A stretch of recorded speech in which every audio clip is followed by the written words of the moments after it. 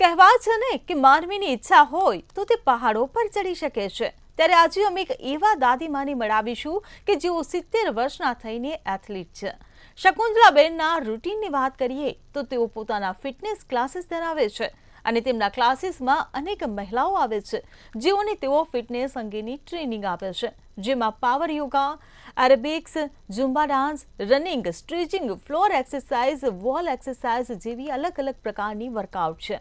શકુંતલા પંડ્યા એક એથ્લીટની સાથે ઇકોનોમીમાં master degree અને MCAની ડિગ્રી ધરાવે છે। શકુંતલાબેનને અત્યાર સુધી 33 જેટલા ગોલ્ડ, સિલ્વર અને બ્રોન્ઝ મેડલ મળ્યા છે। સૌથી વધારે તેમને રનિંગમાં મેડલ મળ્યા છે। સ્ટેટ, ઇન્ટરનેશનલ અને નેશનલ લેવલ સુધીમાં મેડલ તેમને પ્રાપ્ત કર્યા છે।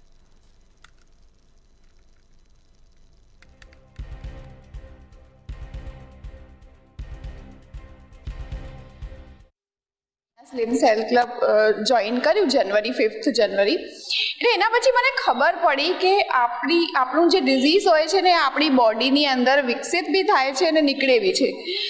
મેમ મને બહુ સપોર્ટ કરે છે, ડાઇટ માટે બી એ બહુ કરે છે અને એન્કરેજ એટલું બધું કરે છે જેનાથી અમને આમ ખબર પડે છે કે અમારું જીવન હજુ ગયું નથી। બહુ જ ચેન્જીસ આવ્યા છે। હું 2 વર્ષથી અહીંયા આવું છું અને 72 મારું વેટ હતું, એમાંથી મારું અત્યારે 60 થયું છે અરાઉન્ડ। અને મેમને જોઈને આપણને એટલું આમ એમ થાય કે મેમ આટલી એજમાં આટલી એક્સરસાઇઝ કરે છે તો આપણને વધારે કરવામાં એક્સરસાઇઝને એમને જોઈને આપણને મતલબ ઉત્સાહ થાય કે આપણે બી કરીએ। પહેલાં તો મેં શરૂઆત હમણાં 1-1.5 વર્ષથી કરી હતી। હું એમ જ એમને મળવા આવી હતી અને પછી આવીને એમને જોયું કે આટલી એજમાં પણ આટલું ડેડિકેશન, આટલું બધું વર્કઆઉટ, બહુ જ ખુશી થાય છે એમને જોઈને અને સાથે કરવાનું પણ મન થાય છે કે આ એજમાં બી આટલું બધું કરી રહ્યા છે એમ। હાલ સોશિયલ મીડિયાના જમાનામાં યુવાનો છે તે સૌથી વધારે એડિક્ટેડ હોય છે તો એક મોબાઈલ અને બીજું જંક ફૂડ। અને જંક ફૂડ ખાઈને જે યુવાનોનું ફિટનેસ હોય છે, હેલ્થ હોય છે, તેના ઉપર સૌથી વધારે અસર થતી હોય છે અને અત્યારે લોકો વધારે મેદસ્વીતાપણાના શિકાર થતા હોય છે। ત્યારે આજે એક એવી મહિલાને આપણે મળવા આવ્યા છીએ કે જેમને 70 વર્ષની આસપાસ તેમની ઉંમર છે, પરંતુ તેમને જોઈને કોઈ કહે નહીં કે તેમની ઉંમર 70 વર્ષ હશે। શકુંતલાબેન સાથે વાત કરીશું। બેન, પહેલા તો તમે એકદમ ફિટ છો, કારણ શું છે?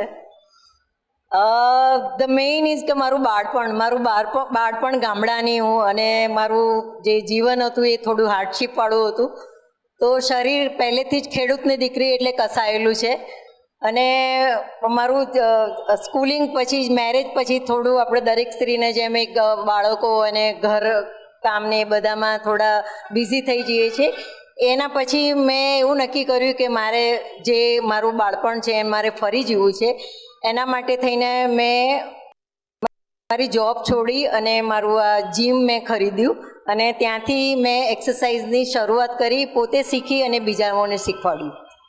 કઈ એક્સરસાઇઝ તમે કરો છો? કારણ કે બાળપણમાં તો તમે ફિટ એન્ડ ફાઇન હતા, પણ અત્યારે 70 વર્ષ તમારા થયા એમ છતાં પણ તમે ફિટ છો, એનું કારણ શું છે? કઈ એક્સરસાઇઝ, તમારું રૂટીન શું છે? અમારા સવારથી મારા ક્લાસીસ જે હોય છે એમાં બધી જ એજના લોકો આવતા હોય છે, એટલે ગ્રેજ્યુઅલી જે લોકો નવા હોય અને જે લોકોને આવડતું હોય એ રીતે બધાનું ગ્રેજ્યુઅલી સ્ટાર્ટિંગ કરાવડાવું છું।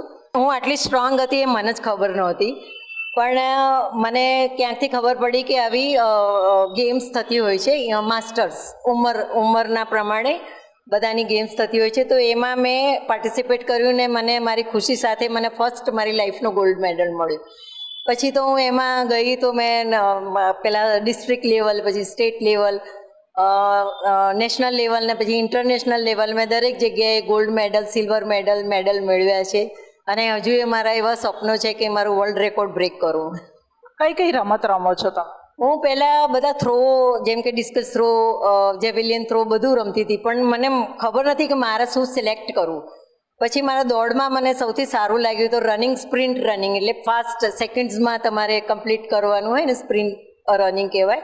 એમાં મેં પાર્ટિસિપેટ કર્યું તો મારું બોડી એના માટે બરાબર ફિટ હતું, તો હવે હું ખાલી રનિંગ જ કરું છું। ઓકે, થેન્ક યુ બેન। તો આ હતા 70 વર્ષના મહિલા, પરંતુ તેમણે અત્યારના યુવાનો માટે ખૂબ જ પ્રેરણાદાયક છે, કારણ કે અત્યારના યુવાનો છે તે પોતાનું શરીર છે, પોતાનું ફિટનેસ છે તે સાચવતા નથી, જેમને તેમના માટે પ્રેરણાદાયક છે અને તેમાંથી પ્રેરણા લઈને યુવાનોએ પોતાની લાઈફસ્ટાઈલ છે તે ચેન્જ કરવાની જરૂર છે. કેમેરા પર્સન બિપિન અમીન સાથે કિંજલ બોરીસા, મંતવ્ય ન્યૂઝ, અમદાવાદ.